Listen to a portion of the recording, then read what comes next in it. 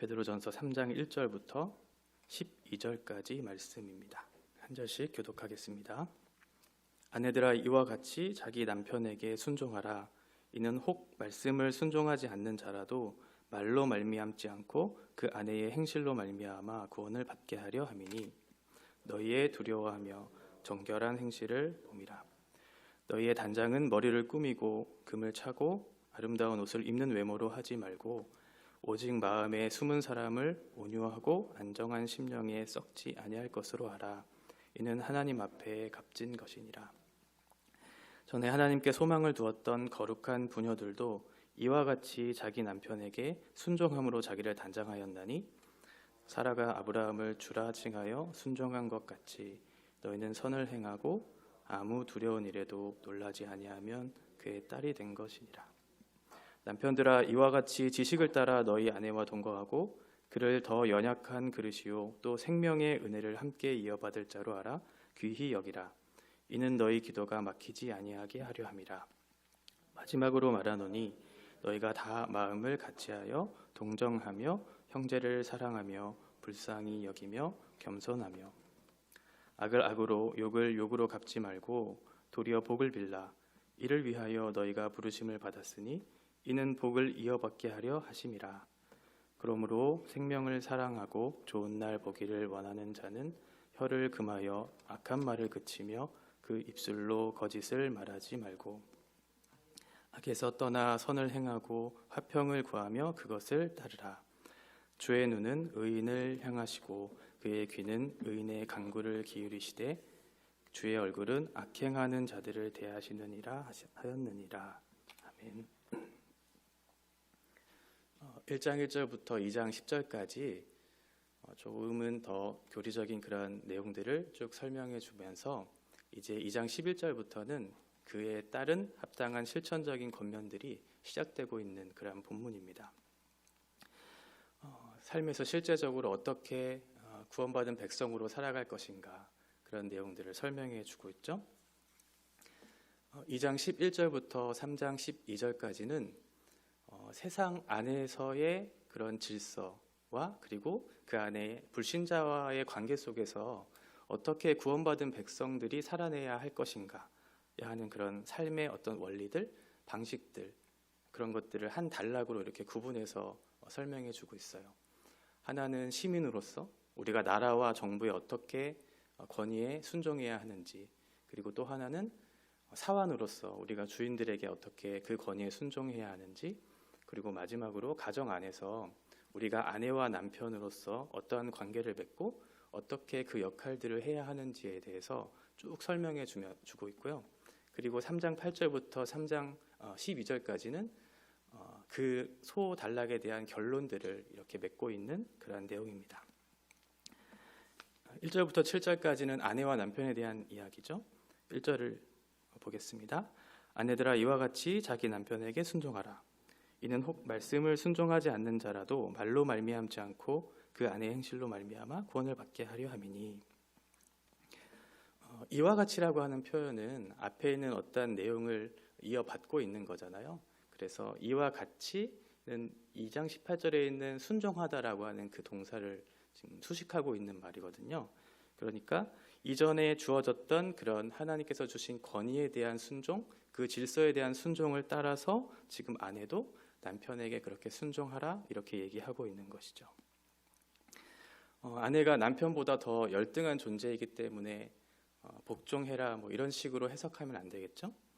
왜냐하면 3장 7절에 보시면 이렇게 나와 있어요. 아내는 생명의 은혜를 함께 이어받을 자, 이렇게 표현되고 있기 때문에 그렇죠. 하나님의 형상을 이어받은 동등한 존재로서 그렇게 지음을 받은 사람들이기 때문에 우열을 가리는 것은 부당한 것이기 때문에 그렇습니다. 그리고 남편이 말씀을 순종하지 않는 자, 즉 예수님을 믿지 않는 사람들을 사람이라고 할지라도 아내는 그 남편의 권위, 그리고 하나님께서 세우신 질서 안에서의 것들을 순종해야 된다라고 이렇게 설명해 주고 계세요. 우리가 믿는 도리들을 우리의 말로써 아무리 설명해도 그 남편은 그것을 들으려고 하지 않기 때문에 우리의 착한 행실을 통해 그것을 드러내라라고 하는 것이죠. 우리가 예수님의 인격을 닮은 그런 존재로서 그 그렇게 삶을 살아낼 때 그 남편이 그 아내를 보면서 저 왜 저렇게 변했을까? 어떻게 그 삶을 움직이고 있을까? 무엇 때문에 그럴까라고 하는 그런 궁금증들을 자아내라고 하는 거예요. 그러면서 생각하게끔 삶으로서 그렇게 남편에게 그렇게 순종하라라고 하는 것이죠. 2절은 너희의 두려워하며 정결한 행실을 봄이라. 아내 가까이 있는 사람은 남편이잖아요. 남편은 늘 아내의 모습을 보게 될 것이에요. 그래서 늘 가까이 있는 그 남편에게 두려워함으로 그렇게 살아내라. 이것은 무서워하라는 뜻은 아니고 그만큼 신중하게 그리고 그만큼 배려하는 마음으로 그렇게 살아내라고 하는 뜻이겠죠. 그리고 정결한 마음으로, 정결한 모습으로 순수하고 또 도덕적으로 흠이 없는 그런 태도와 삶의 방식을 따라서 살아가라고 하는 것입니다. 그러면서 그 남편이 그 아내의 행실 속에 나타난 그 아름다움을 보면서 하나님께서 그 세우신 그 가정이라고 하는 것이 그리고 남편과 아내의 역할이라고 하는 것이 바로 이런 것이겠구나라고 그렇게 생각하는 것이죠. 그래서 아내가 전하는 그 복음이 진짜였구나, 참이구나라고 그렇게 생각할 수 있도록 그렇게 살아내라고 하는 것입니다. 3절과 4절은 외모에 대한 내용이에요. 너희의 단장은 머리를 꾸미고 금을 차고 아름다운 옷을 입는 외모로 하지 말고 오직 마음에 숨은 사람을 온유하고 안정한 심령에 썩지 아니할 것으로 하라. 이는 하나님 앞에 값진 것이다. 그래서 아름다움의 근거를 외적인 어떤 외모에 두지 말고 내면적인 그런 성품을 가꾸라고 하는 것이죠. 그래서 마음에 숨어 있는 그런 것들로 그렇게 하라는 거예요. 그래서 온유함으로 자기의 어떤 고집을 부리거나 그렇게 하지 말고 부드럽고 친절하게 남편을 그렇게 대하라고 얘기하고 있어요. 외적인 아름다움은 언젠가 시간이 지나면 퇴색하는 것이 당연하겠죠. 그런데 내적인 내면의 아름다움은 시간이 지나면 지날수록 퇴색하는 것이 아니라 오히려 더 아름다워질 수 있는 성품이기 때문에 그 내면의 아름다운 것들을 채우라라고 하는 것이죠. 그리고 그 내적인 아름다움은 우리의 어떤 노력으로서가 아니라 하나님께서 주시는 은혜의 결과들로 채워지는 것이거든요. 그러니까 우리가 일구어서 만드는 그렇게 외적인 외모보다는 더 값진 것이겠죠. 그러니 그런 것들을 따라 그렇게 살아내라라고 하는 것입니다. 5절에 보시면 전에 하나님께 소망을 두었던 거룩한 부녀들, 믿음의 선배들을 이야기하죠. 이와 같이 자기 남편에게 순종함으로 자기를 단장하였다. 믿음의 선배들도 그렇게 하나님의 말씀을 따라서 그렇게 순종하였다. 그 대표적인 사람이 6절에 있는 사라죠. 사라가 그렇게 아브라함과 함께 그 믿음의 길들을 걸어갈 수 있었던 것은 그 근거가 아브라함에게 있지 않았죠. 아브라함을 신뢰했고 믿었기 때문에 그것을 걸어간 것이 아니라 사라는 하나님에 대한 신뢰가 있었기 때문에 그 길을 함께 걸어갈 수 있었던 것입니다. 그러니까 우리가 이 길들을 걸어갈 때는 우리에게 주어진 어떤 관계성 속에서 그 사람을 신뢰하고 그 사람을 바라보는 것이 아니라 이 사람을 허락하고 우리에게 만나게 하신 하나님의 그 일들에 대한 신뢰를 가지고 그렇게 살아낼 때 우리는 이 길들을 넉넉히 감당할 수 있을 것입니다. 그리고 하나님을 신뢰하는 사람들은 결코 당황하거나 놀라지 않겠죠. 왜냐하면 어떠한 일이 있든지 그 모든 것을 하나님께서 통치하시고 그것을 통해 반드시 선을 이루실 것에 대한 믿음이 있기 때문에 놀라거나 당황하지 않을 수 있습니다. 7절은 남편에게 이제 권면해줘요. 남편들아, 이제 이와 같이 지식을 따라서 너희 아내와 동거하고 그를 더 연약한 그릇이요 또 생명의 은혜를 함께 이어받을 자로 알아서 귀히 여기라. 이는 너희 기도가 막히지 아니하게 하려 함이라. 남편에게도 동일하게 역시 이와 같이 이렇게 하라고 하죠. 그런데 이제 지식을 따라서 하라고 얘기해주고 있어요. 어떤 감정적인 것으로 이렇게 서로 사랑하는 것은 아까 외모도 마찬가지지만 그것들은 일시적이고 제한적일 수 있지만 서로 지식을 따라 그렇게 서로 사랑했을 때는 그것보다는 더 풍성한 사랑의 교제를 나눌 수 있겠죠.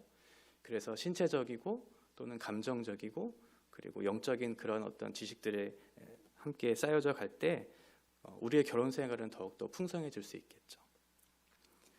지식을 따라서 아내를 더 연약한 그릇으로 여겨라. 당시 문화에는 여성들을 그렇게 생각할 때 굉장히 좀 지위가 많이 낮았어요. 그래서 너희가 가지고 있는 돈을 빌려주는 것, 차라리 돈을 빌려주는 것보다 차라리 너의 아내를 빌려줘라라고 하는 그런 말이 있을 정도로 굉장히 여성을 물건 취급하듯 하찮게 여겼던 그런 1세기 로마 당시 사회였거든요. 그런데 이 말은 사실 당시 사회에서는 굉장히 파격적인 이야기였어요. 그렇게 여기지 말고 그 아내를 정말 연약한 그릇으로 귀하게 여기라고 하는 것은 파격적인 말이겠죠. 그 연약함이라고 하는 그 말 속에는 신체적인 어떤 연약함도 있겠고, 또 남자와는 다르게 조금 더 감정적으로 예민한, 그렇게 감정적인, 정서적으로 더 예민한 그런 여성의 그런 모습들을 생각하면서 남편에게 조금 더 신중하게, 그리고 조금 더 배려하는 그러한 모습으로 그들을 대하라, 그 아내를 대하라고 그렇게 얘기해주고 있어요. 왜냐하면 아내는 생명의 은혜를 함께 이어받을 자이기 때문에 그렇죠. 남편과 아내는 동등한 입장이에요. 하나님의 형상으로 지음을 받은 동등한 존재죠. 그리고 그 두 사람은 한 몸이기 때문에 그래요. 서로 나눌 수 없는 한 몸이기 때문에 그런 것이죠. 이는 너희 기도가 막히지 않게 하기 위함이다. 사실 이거는 남편에게만 적용할 수 있는 문제는 아니고 모든 성도에게 적용할 수 있는 문제겠죠. 성도로서 책임을 다하지 않는데 과연 하나님께서 그 사람의 기도를 들어주실까요? 그렇지 않겠죠. 그러니까 기도에 응답하지 않는다는 것은 그만큼 하나님께서 그 사람의 삶을 인정하지 않는다는 것이잖아요. 더욱이 가장 가까이에 있는 남편이나 아내에게 인정을 받는다는 것은 굉장히 어려운 일이에요. 다른 타인에게 인정을 받는 것은 때로는 눈을 속여가면서, 그리고 일시적으로 그 사람을 속여서 인정을 받을 수야 있겠지만 남편과 아내에게 있어서는 그렇지 못하잖아요. 그러니까 남편과 아내, 가장 가까이 있는 그 사람에게 그렇게 하나님의 성품을 담아서 그렇게 해라, 그렇게 성도답게 책임 있게 살아내라, 너의 기도가 막히지 않게 하기 위함이다, 그렇게 얘기하고 있어요.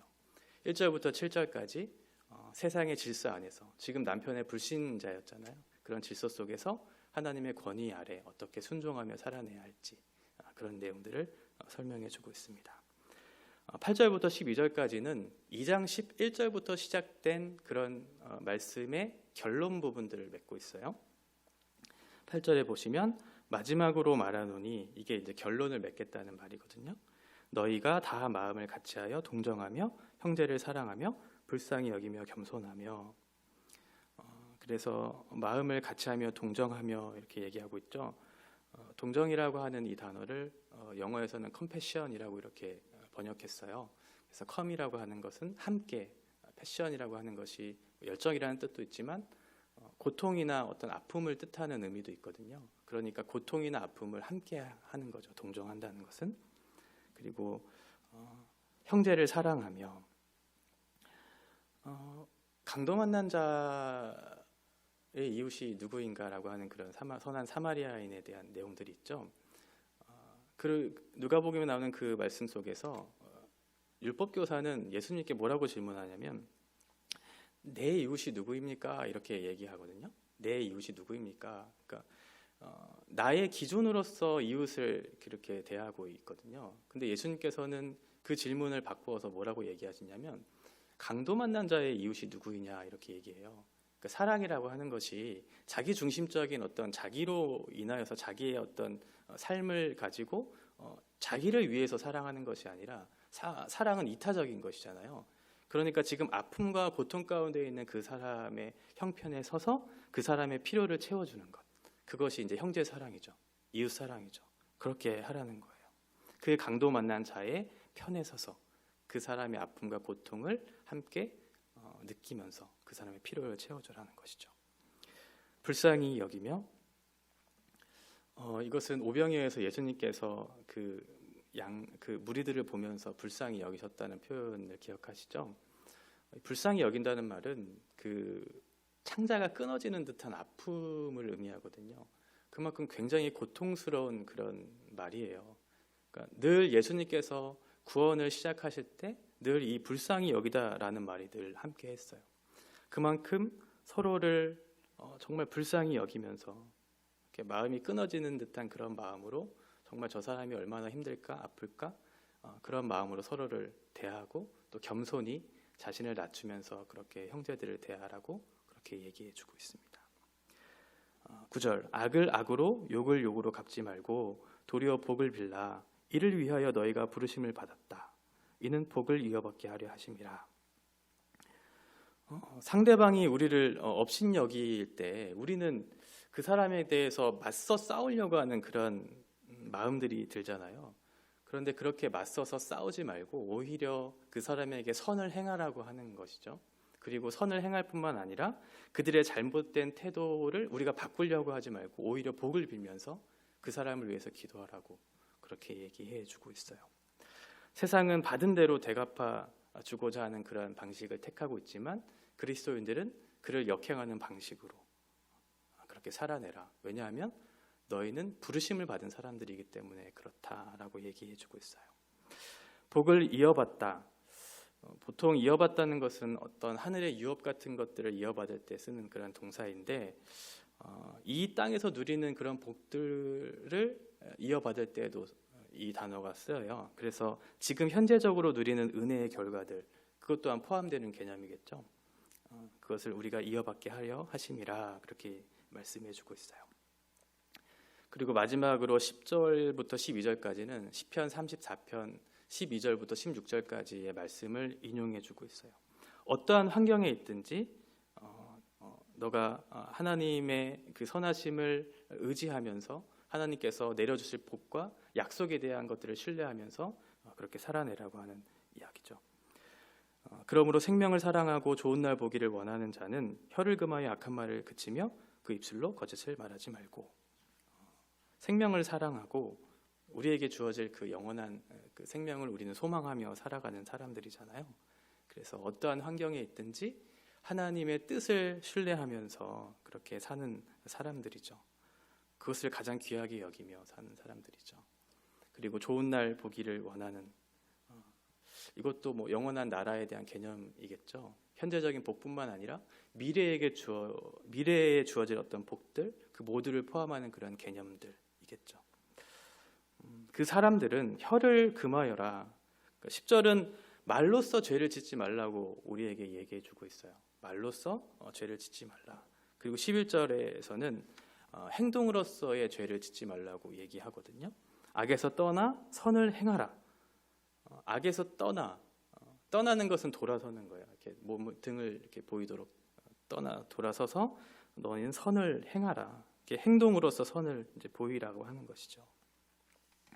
그래서 다른 사람들과의 관계 속에서 그들이 살아가는 대로 되갚아주는 그런 관계가 아니라 선을 행함으로써 그들과의 관계 속에서 화평의 도구로 너희들이 살아내라라고 그렇게 예수님이 말씀하고 계시는 것이죠.